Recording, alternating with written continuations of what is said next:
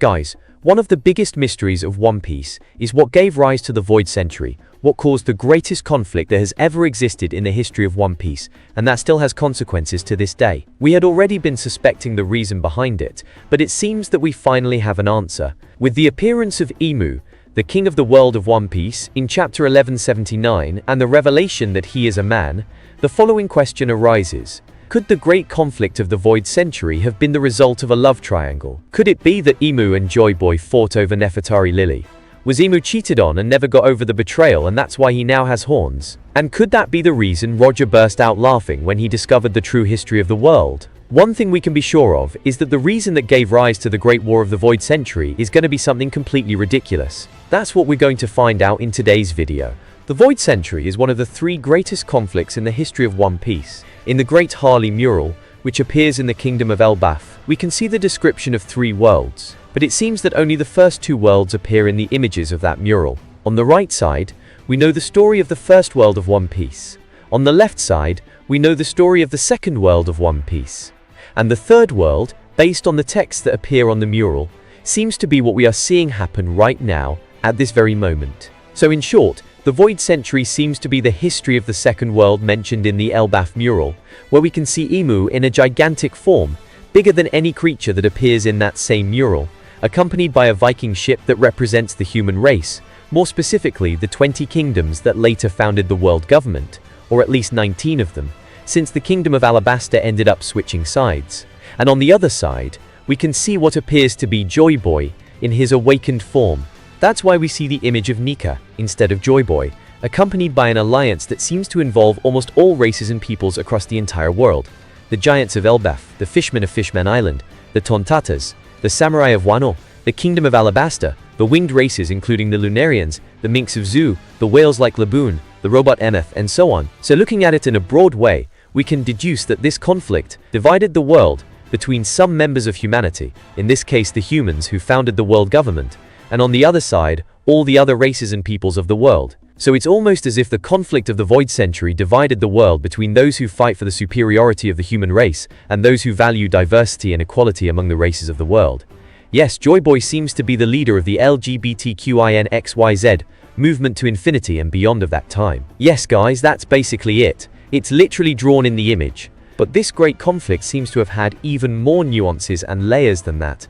And despite everything resulting in a massive conflict with consequences to this day, I'm increasingly confident that the origin of this conflict was much more ridiculous than we think. Notice how every major conflict in One Piece started for a silly reason. For example, the great fight between Shanks and Buggy started because they couldn't decide which direction the North Pole and South Pole were.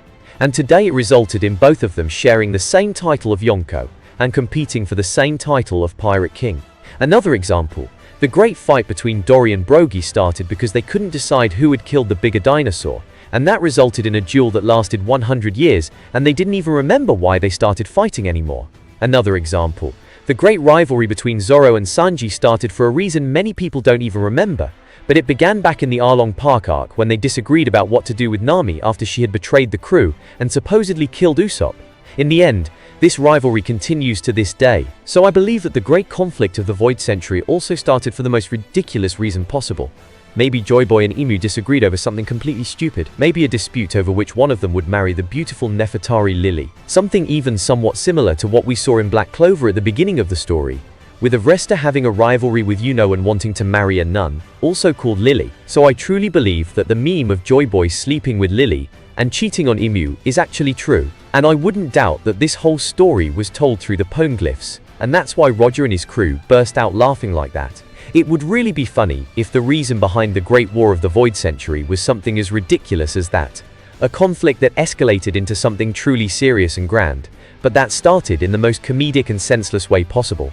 Just like all the other major conflicts and rivalries in the series. It's also worth remembering how the great incident of God Valley started because of a woman, due to Shaki, the former Empress of Amazon Lily, being kidnapped by the world government and placed as a prize for the winner of a tournament, which is why many pirates from around the world went there. So maybe what happened at God Valley is a small preview of what happened in the Void Century as well. But let's break down better how this could have happened, and in the end try to figure out what happened to Nefitari Lily. We know that Nefitari Lily was the queen of Alabasta during the Void Century. In real life, Nefitari was considered the most beautiful and desired woman in the world. And maybe the Queen of Alabasta in One Piece was also a woman of that same level, someone who attracted the romantic interest of Imu, and perhaps also the romantic interest of Joy Boy. In addition, according to Imu, Nefitari Lili was responsible for spreading the poneglyphs around the world, which was considered almost like a betrayal. We also know that the Kingdom of Alabasta was part of the 20 kingdoms that founded the world government, but the royal family of that time was the only one that refused to move to the Holy Land of Mary Jawas, probably having switched sides closer to the end of the war. In the end, Lily intended to return to the Kingdom of Alabasta, but her body simply disappeared before she could return home. On the other hand, we know that Imu Nerona was also the king of one of the 20 royal families that founded the world government. We now know that he became the king of the world and that he holds both resentment and admiration for the Queen of Alabasta of that time. The first evidence of this is that giant portrait he still keeps of Lily in the flower room, and also the way he holds Vivi's poster during the reverie.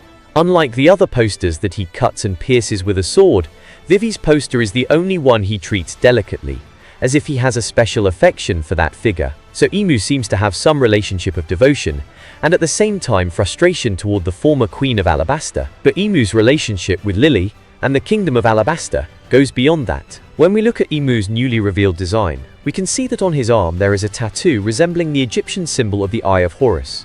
In real life, this is a symbol that represents protection, healing, regeneration, and the power of royalty. And all of this matches Imu perfectly: his immortality, his regenerative power, and the fact that he has been the king of the world for 800 years.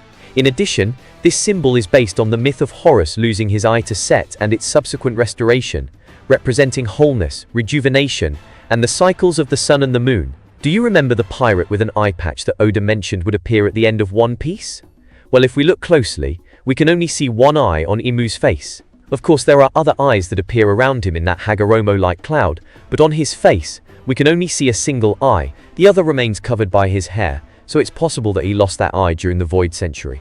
And there's more. While the right eye represents the sun, being the eye of Ra, the left eye, being the eye of Horus, usually represents the moon. So in reality, there are two eyes, one representing the sun, in this case Nika, and the other representing the moon, apparently Imu, who carries a tattoo resembling the Eye of Horus on his right hand. Or perhaps that tattoo doesn't represent the Eye of Horus, and Imu is also another individual who called himself the Sun God of One Piece.